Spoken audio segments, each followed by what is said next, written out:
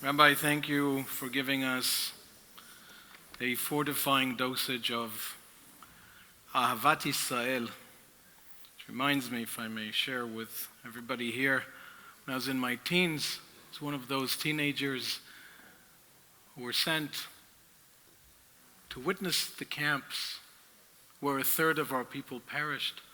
I was telling the community a couple of Shabbat ago, Rabbi, how one can walk into Maidanek and still see the remnants of the Cyclone B, the blue color on the wall. There's children's shoes within grasp, within reach, and a pile of human ash, hundreds of thousands of our people. And I was at the synagogue where my late grandfather was spending 1 year of his life in Krakow, and there was a survivor there, and I told him, I'm looking for this street, Ditlovska, maybe number 17, where my grandfather was from 38 to 39. He was deported with Heschel on October 26, 1938. That saved his life, and Heschel's life as well. And this survivor grabbed me by my palm. I'll never forget this, as long as I live. And he said to me in Hebrew, "Hachi chashuv ze ahavat Yisrael." The most important thing in the world is the Baal HaTanya, the first Chabad Rebbe, whose Anyo, as we say here, whose Yortzeit was earlier today, Ahavat Yisrael, the unconditional love of every Jew. And Rabbi, you infused us with this love tremendously. Thank you.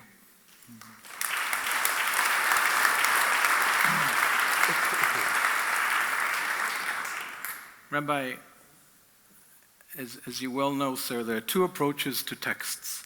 One is the late Jacques Derrida's approach, a great Sephardic Jew and philosopher, passed away in 2004, who postulated Il n'y a rien hors du texte. There is nothing but the text. When you read a book, the book stands solitary and supreme. And then there are those who say, really, that to understand a book, you must know the soul which authored this book.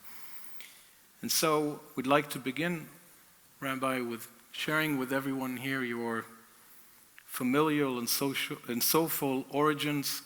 You're one of 4 boys. And we won't tell the audience how old are you, but you were born 2 months and 6 days before the state of Israel came into being. Your father came to Britain as a Polish refugee at the age of 6 and had to leave school at the tender age of 14. Your mother, Rabbi, had to leave school at the age of 16. And as you said in interviews, they may have not had the opportunities to acquire much knowledge, but they more than made for it in their abundance of love of Judaism and God and Ahavat Yisrael. And then usually your next move, Rabbi, is to quote so magnificently the English romantic poet Wordsworth, who teaches us that which we love, Judaism, Torah, God, Israel, others will love too, our children and grandchildren, and we will teach them how. By emulating Rabbi Sachs, we will teach them how. And then, Rabbi, you went on to read philosophy in Cambridge. In the second half of the 60s, you submerged yourself in all the great thinkers of the West, from the pre-Socratic thinkers to Bertrand Russell of the time. And then came the waiting period before the Six-Day War, and all the Jews suddenly identified themselves as Jews, the scholars and the students. And then you found yourself distinguished, Rabbi, to quote the name of a well-known article by Chadam al Parashat Drachim, on an existential juncture, and you undertook a pilgrimage to the 2 towering rabbinic figures of the time, Rav Soloveitchik Zatzal, the Lubavitcher Rebbe, Zchuto Yagen Aleinu. At some point, you get to these promised shores of Beverly Hills, and you're given an audience with the Rebbe. Would you care to share with everyone, Rabbi, what brought you to New York, and how your encounter with the Rebbe transformed your life from a prospective career in economics or law or professorship into a spiritual vocation?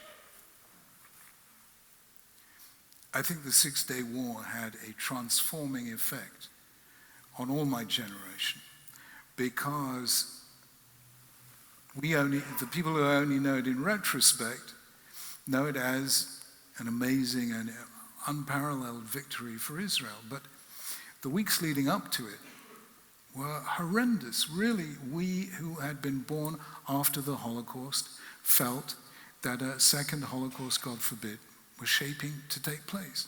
Nasser had spoken about driving all the Jews into the sea, and Egyptian and Syrian armies were being massed. We were terrified. We were all terrified. And even Jews who never came to the Jewish society came to Dublin. They came for Mincha, whatever it was. It touched every one of us. Once Israel won that war, it was so spectacularly.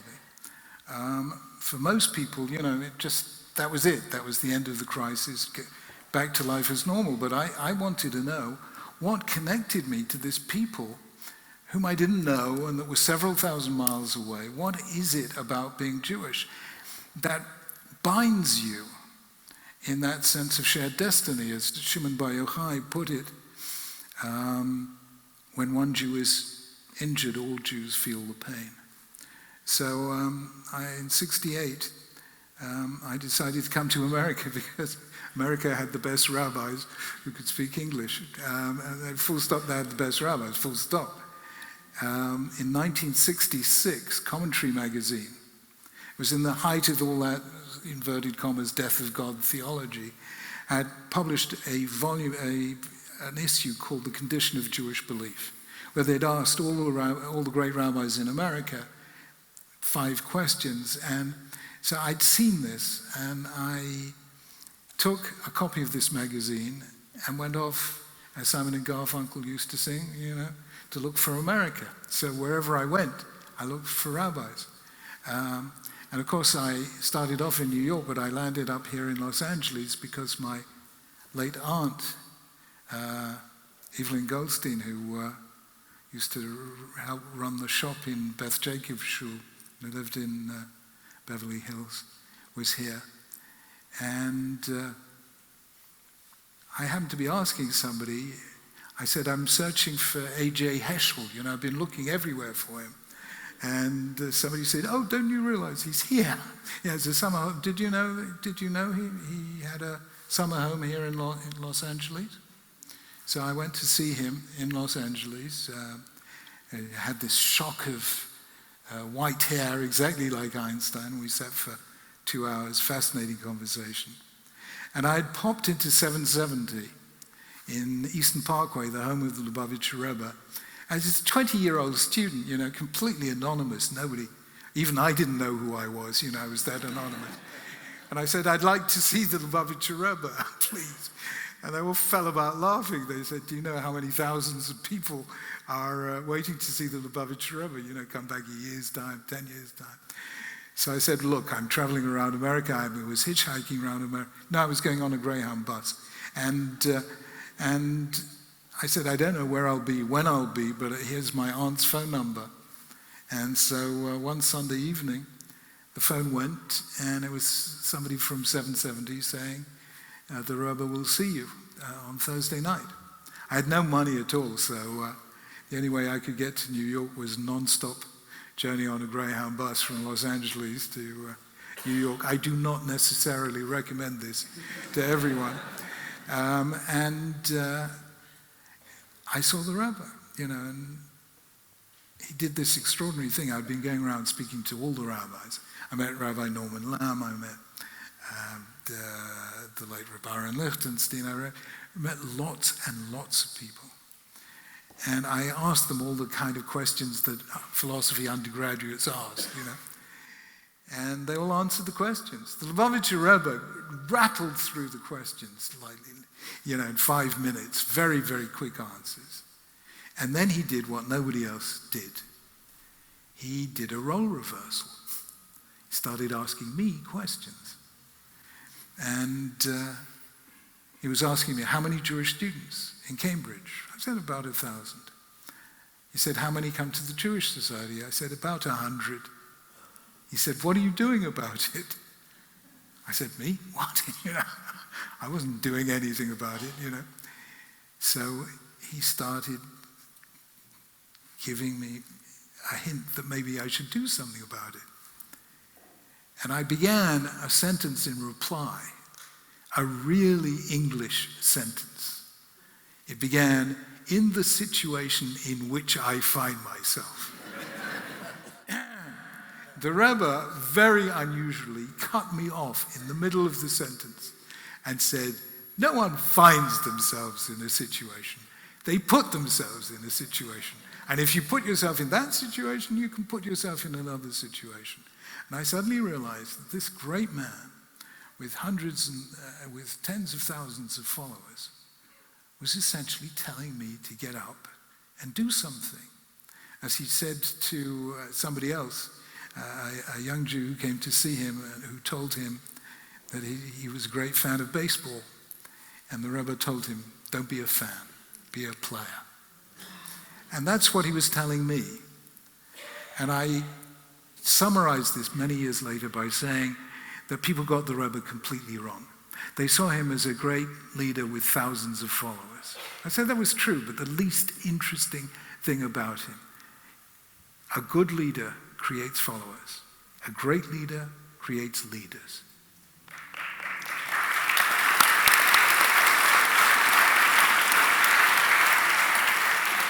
And so he challenged me to lead, He really challenged me to lead. So I came back, became chairman of the Jewish Society in Cambridge, became the first Hillel counselor in Cambridge, and eventually took up studying and so on. But that's another story for another time. But in the end, it just showed there's not one place in the world that you can go where you don't find a Chabadnik somewhere. And I don't know, there have been great leaders in every generation, but I don't know of any Jewish leader in history who changed the face of every single Jewish community in the world. Elaine and I got married. We're Bezrat Hashem in 5 or 6 months. We celebrate our golden wedding anniversary. And I had never seen mountains before. So I said, let's take our honeymoon in the Swiss Alps. So we took our honeymoon in the Swiss Alps, and we arrived in brilliant sunshine, this magnificent scenery. And the next morning, I open the curtains, and I say, somebody's stolen the mountains. What had happened was a low cloud, mist had descended, and you couldn't see anything. Well, you couldn't schlep all the way to the Swiss Alps for your honeymoon and not climb the mountains. But we were doing so with a visibility of 2 to 3 feet. So Elena and I climbed the Swiss mountains in low cloud, singing Chabad Nigunim. Why? Because we said, if a Jew is lost anywhere in the world, Chabad will find him.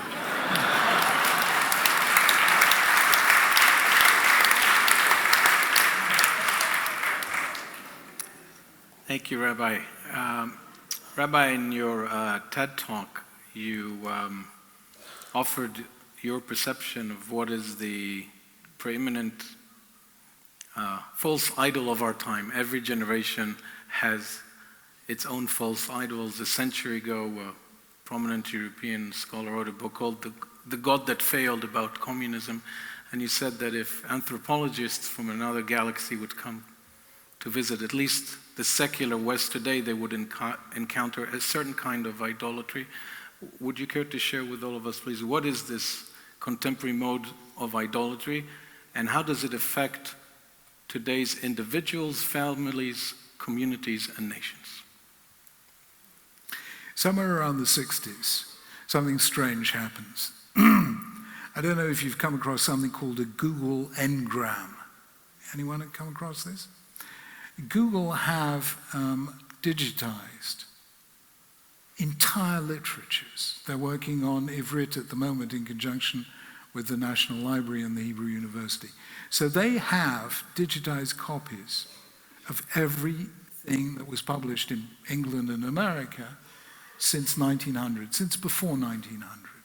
So you can do word searches and discover exactly when a word is used for the first time, although you can do that with the Oxford English Dictionary, but you can map on a graph the incidence of a given word. Now, the incidence of the word we is pretty static across time. But starting in the 1960s, you see a sudden rise in the word I. And that is very significant. The second thing that happens is, and somebody's done a major research exercise on this, that the same thing happens to pop lyrics, which are all, until the 1960s, are all about us. You know, the lover and beloved, it's all Shira Shirim stuff. And suddenly it becomes very I-centered. Today's pop music, not that I'm a great maven on this, is very I-centered. The third thing that happens is you get a whole lot of words appearing that begin with the word self. Self-actualization, Maslow's hierarchy of needs, self-fulfillment, self-realization. And here, starting here in California, you have Nathaniel Brandon, the Talmid Mufhak of Ayn Rand, is that her name? Starting a movement, which starts here in the school system in Los Angeles, called self-esteem. You get other words like autonomy, which is an older word, but suddenly becomes the most important thing that the law must do is give me the right to choose whatever I like. That only exists in law beginning in the 1960s. Or the word authenticity. I'm sure you've read Charles Taylor's book, The Ethics of Authenticity. And all of a sudden it's I. And that's bad news. If you look today, outside the Jewish community, in large parts of the West, marriage has almost died a death. Fewer people are marrying later, more marriages are ending in divorce, and more children are being born outside marriage. In Britain, it reached almost 50%. Today, 42% of children born outside marriage. And in the States, something quite similar. So all of a sudden, you have problems of loneliness, which has become an epidemic in Britain and America. Number two, you have the social media, which are essentially, Norman Mailer once wrote a book called Advertisements for Myself. And that's very often what social media is. And we know from Jean Twenge of the University of California, San Diego, who published the definitive work on this last year, iGen, that any kid who spends more than 2 hours a day on social media becomes seriously depressed. And if you look at teenage health and self-satisfaction, it's constant until 2013. And suddenly self-satisfaction plummets, and rates of depression and, God forbid, suicide attempts and actual suicides rocket. 1/4 of 14-year-old girls in Britain have self-harmed. Now, that's huge, but that's all about I. And politics has ceased to be about principles, and it's about I. I'm better than you, etc., etc. So I think this sudden increase on I has been really damaging and is at the source of many, many dysfunctions of Western society. Now, I don't know, have you ever come across a book called A History of the Jews by Paul Johnson? You ever come across this? It's a beautiful, beautiful book, one of the most beautiful books ever written about Judaism. And Paul Johnson was, I think he's still alive, a Catholic. And we invited him, Elaine and I invited him for dinner one evening. And I said, Paul, you know, you must have spent many years doing this book, researching everything there is to know about Judaism. He knew more than most of us about Jews and Judaism. I said, what was the one thing that really struck you from all this? He said, well, I'll tell you what it was. He said, there have been collectivist cultures in history, like communism, for instance. There have been individualist cultures in history, like the contemporary West, or like 2nd century Rome, or 3rd century BCE Greece. He said, I know of only one civilization that managed to do both at the same time. and that's Judaism. And I suddenly realized that he was, as a Catholic, paraphrasing Hillel's great dictum, Im ein ani li mi li, if I am not for me, who will be? Ukshal ani la'atzmi me'ani, but if I am only for myself, what am I? So it seems to me that Judaism is the antidote to this. And I feel that it's one of the most important messages that we have to deliver right now. There is a company called Google. There is a company called DeepMind. DeepMind was and is the world's leading AI, artificial intelligence company. It was founded in Britain by two Brits, and it was acquired for a lot of dollars by Google some years ago, with the proviso that the head office stays in London. One of the two founders of AI, of DeepMind, is a lapsed Muslim called Mustafa Suleiman, whom I interviewed for my BBC series on morality. Mustafa grew up in a frum Muslim family and became an atheist at the age of 13. After the interview, 2 days after the interview, he sent me an email saying, Rabbi Sachs, one day could you please take me to shul? I thought for a Muslim atheist to want to come to synagogue was quite something. So he came to shul, not that he wants to be Jewish or religious. And I said, Mustafa, how did you enjoy it? He said, I loved your sense of community. And that's what that's what a shul is. That's what a kehillah is. The we is the antidote to an overemphasis on I. Yeah? Thank you, Rabbi.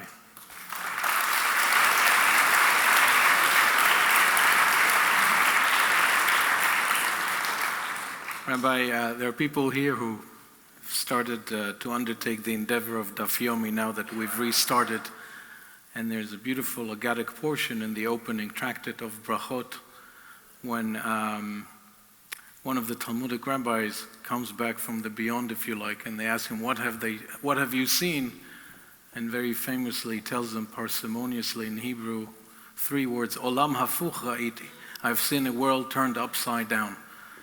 Many might argue that today the relationship between parents and children, compared to other previous generations, the approach has been turned upside down. And Rabbi, you have defined the art and science and imperative of parenting as leadership by example.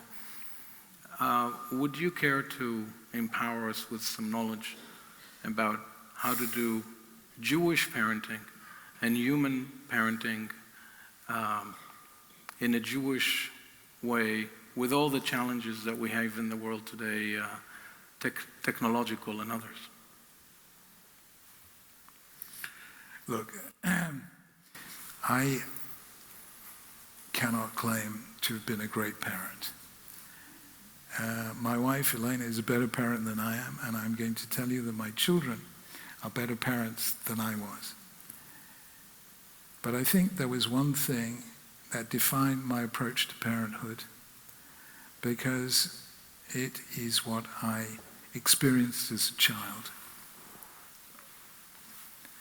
You've mentioned, and you know the story, but I'm going to tell it anyway. My father, alav hashalom, really didn't have opportunities. His family was poor. He had to join my late grandfather in the family business, which was selling schmatters, offcuts of cloth in what in New York would be called the Lower East Side, in Britain, the Commercial Road. It was a thankless task and a profitless task. And I was very conscious. He never complained, but I was very conscious. You know, he was a man who should have had an education. He had a good mind, wonderful taste. And he was all his life aware that he never had that education. And he would take me to shul. I remember when I was 4 or 5 coming back from shul and asking him, Dad, why did we do that? What's that mean? And I always remember his answer. His answer was, Jonathan, I did not have a Jewish education, so I can't answer your questions. But one day you will have the education I didn't have, and you will teach me the answers to those questions.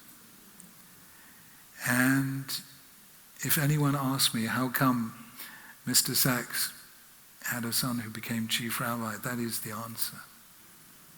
And I suddenly realized that this is what Chazal meant all along when they compared Noah with Avram. About Noah it says, Et ha'elokim hitalech Noah. Noah walked with God. He walked step by step with God. He waited for God to take the first step. He wouldn't even leave the ark without permission. He wouldn't leave the ark without permission. Hashem had to take the first step, and then he took the step. About Avram it says, Hitalech lefanai ve'yetamim. Walk on ahead of me. And I suddenly realized that God was empowering Avram the way my father was empowering me. So I always made space, as my parents made space for us, their 4 boys, for our kids to go further. Now, it was a lot easier for my parents. You know, when you left school at 14 or 16, you can say to kids, go on ahead. You know, it was, since all my brothers and I went to Cambridge University and did quite well, you know, what space had we left our children? But they always knew that we wanted them to go on ahead. And they really have. They really have. So I always feel that that's quite difficult for parents. Parents want to be controlling. And I just think that sometimes that generates rebellion. Sometimes it just generates indifference. That's what Dad wants, so I won't want it. I want to be different. And sometimes it just generates conformism, you know, of a rather dull kind. So I always tell parents that my feeling as a parent was never to be controlling, but always to say to our kids, you go on ahead. And I have to tell you, there's an extraordinary thing. I don't know whether this resonates with you. When I became chief rabbi, there were 25% of kids going to Jewish day schools. When I left, 70% of kids went to Jewish day schools.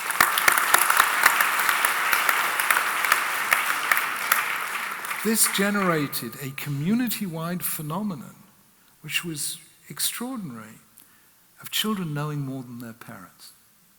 And their children, and it happens in a very beautiful way. The kids come back on Friday with the Dvar Torah, which they say at the table on Friday evening, and the parents learn. And today, very often, it's the kids who bring the parents to shul, not the other way around. So I do feel that we have to say to our kids, in some way or another, we're creating the space for you, and we trust you. You know, and non-Jews seem to understand this. We had a situation, I can't remember how long ago. When did I do that Emily Maitlis interview on Brexit? We have a news program on the BBC called Newsnight. And the news presenter was so confused and troubled by the mess that was Brexit. You know, we were 3 years debating and debating. And she said, we've got to bring some sanity into this. For some crazy reason, she said, Rabbi Sachs, would you come on the program? I know about Brexit, forgive me. But I went on the program, and it was a great 10-minute interview. And she said, what happens if you're convinced that the electorate got it wrong? And I said, Emily, it's very simple. To be a parent means that sometimes you have to let your child walk on ahead of you, even if you know it's going to make mistakes. And you have to let it learn, because that's the only way anyone ever learns. And democracy is built on the same principle. And if that's the way the British public voted, You have to be faithful to that and trust the public to make its decision. And if it made a mistake, let it discover for itself that it made a mistake. But one way or another, you have to trust. And that is really implicit in the Torah. We have a big atheist in Britain called Richard Dawkins. Does that name mean anything to you? I've done 3 conversations with Richard Dawkins, 2 on television, 1 on radio. But before I did any of them, I said to the BBC, I'd like to get to know this man. Let's see if there's some personal chemistry between us. Because if there is, then we can do it. And if there isn't, we shouldn't. So he came for dinner, and we had a few friends around for dinner. And I don't think he'd ever met such highly intelligent people who were so deeply religious. And he was very taken by this. And he was trying to work out how come Jews are 1/5 of 1% of the population, yet they've won more than 20% of Nobel Prizes. And I said, Richard, it's very simple. For us, the first duty of a Jewish parent is to teach a child to ask questions. The worst thing there is Mi she'eino yodea lishol. And you don't allow that to stay there. At p'tachlo, you've got to teach. We teach our children to ask questions. And I cannot tell you what an impact that made on him. Because he assumes that being religious means, forbidding questions. You should have an unquestioning faith. So the most important thing a parent has to do is to trust their child. And then the second most important thing is marry somebody who's a much better parent than you are, and then it all works. Rabbi, you've been exceedingly generous with us. And as we move to conclusion, I want to please ask you if you care to share one final vignette with us. It's one of the most exquisite anecdotes I've ever heard you recount. And the reason I'm asking you if you care to share it with all of us here is because I think it's symptomatic of what the world expects from us, the Jewish people, at our finest. Would you be so kind as to share with us your journey in very tragic circumstances to Israel after the Rabin assassination? You traveled with 2 great British leaders. And what surmised in the plane? What did they learn from you? And what did that teach you about what the world wants to see in us and cherishes in us and respects in us?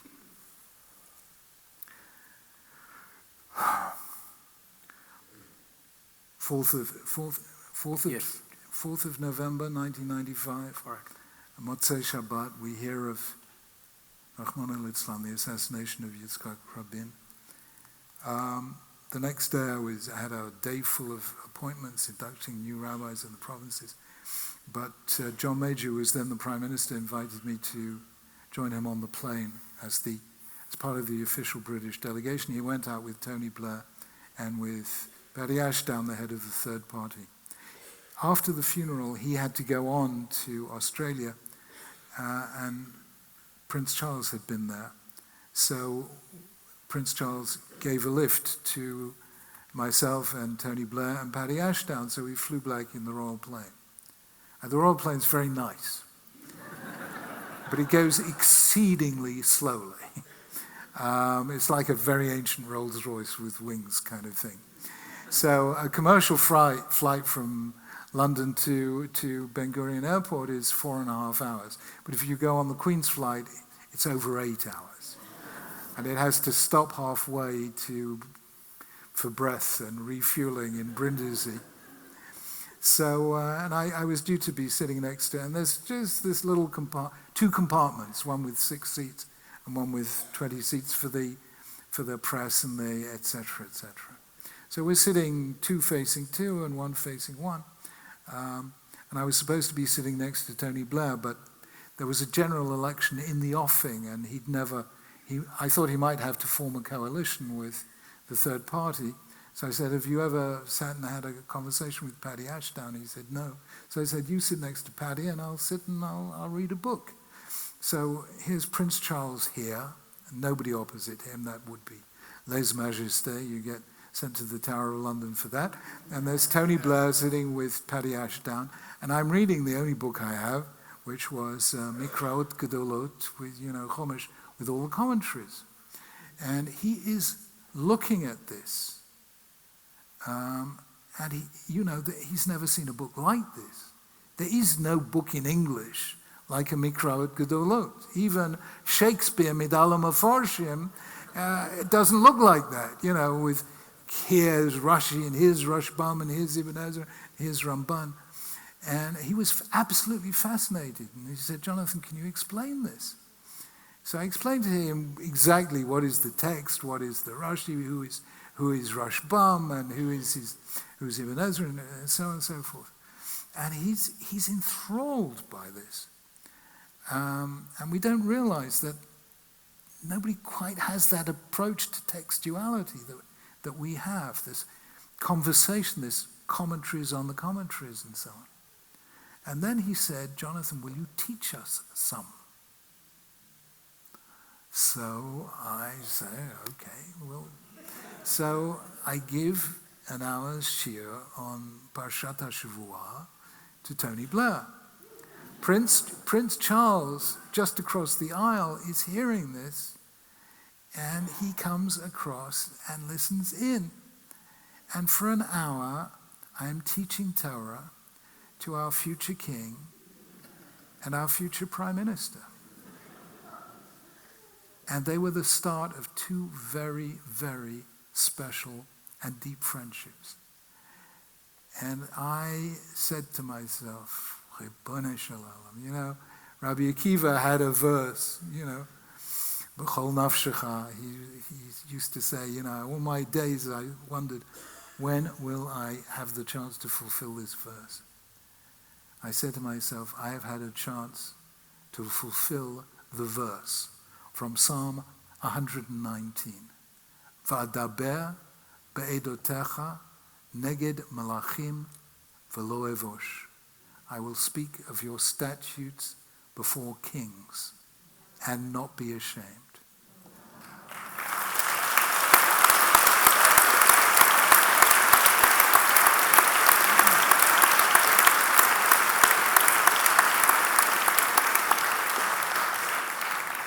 Rabbi, we want to extend our heartfelt gratitude to you, sir, and to Mrs. Joanna Ben Arush. And Rabbi, we know you're fond of quoting the great William Blake, the English poet. Mm-hmm. So, in his words that you've used yourself, thank you for this gift of tonight, of giving us the opportunity through your words and sagacity to hold infinity in the palm of our hands and eternity in an hour. Rabbi, you have received countless dozens of honorary awards and degrees, and we want to please offer you on behalf of Sephardic Temple, Tiferet Israel, and the greater Los Angeles Jewish community a small and minute token of appreciation that we have authored for you, and Birshut Harav, with your permission, I will share it with everyone else what it says here.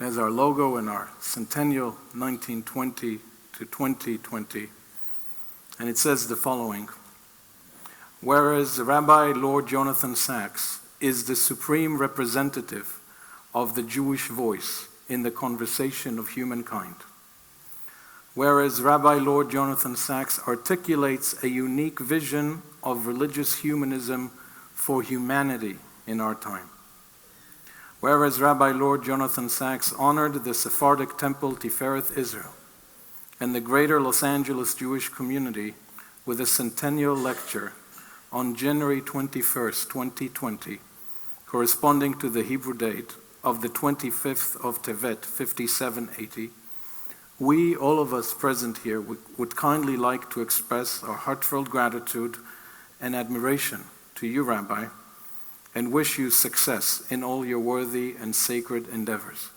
And it concludes with the concluding verse of Psalm 91, Orech yamim asbe'eu ve'areu bishuati.